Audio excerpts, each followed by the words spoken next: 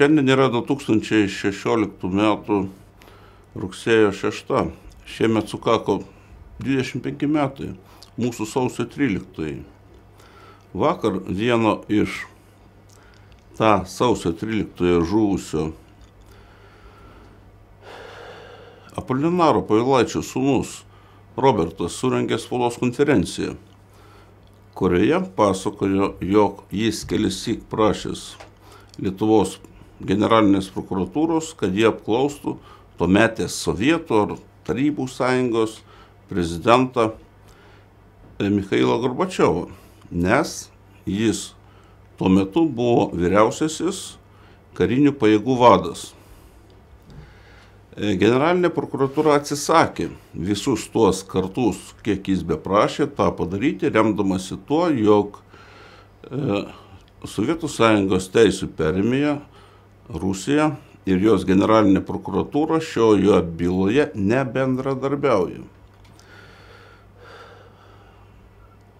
Robertas Povilaitis tada prašė mūsų generalinę prokuratūrą išsiųsti kvietimą apklausai Michailui Gorbačiovui privačiai, ne per generalinę prokuratūrą, tiesiogiai.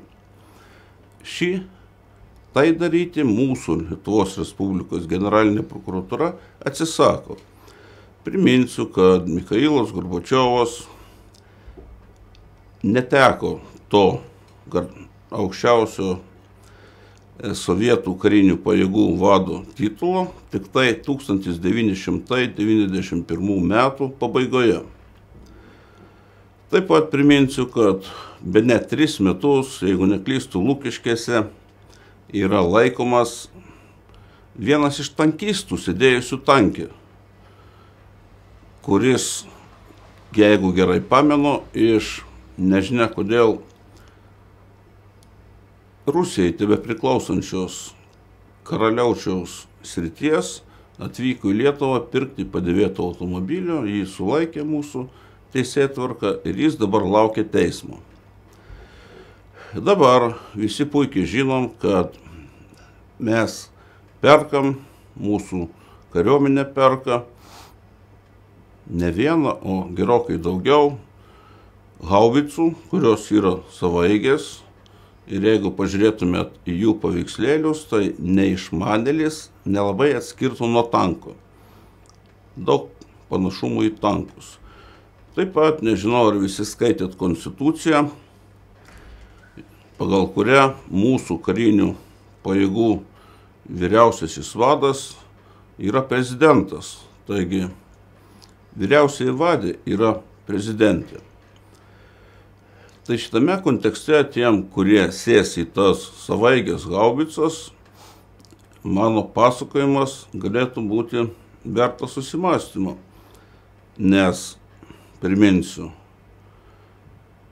karinių pajėgų vadui Gorbačiovui, kurio tankistas matyt ne pats išvažiavo pasivažinėti po Vilniaus gatves prieš 25 metus sausio 13, kali Lukiškėse. Tuo tarpu paties to vado, Gorbačiovo, mūsų teisėtvarka, tai yra mūsų generalinė prokuratūra, net nenori bandyti apklausti.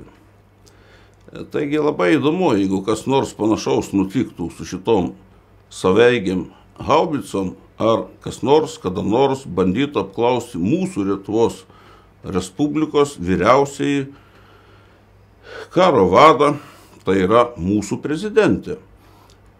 Kas įdomiausia šių dienų kontekste, jinai prašo atstatydinti, reikalauja atstatydinti mūsų krašto apsaugos ministrą ne dėl tų haubicų, o dėl keleto tūkstančių eurų vertės stalo įrankių pirkimo.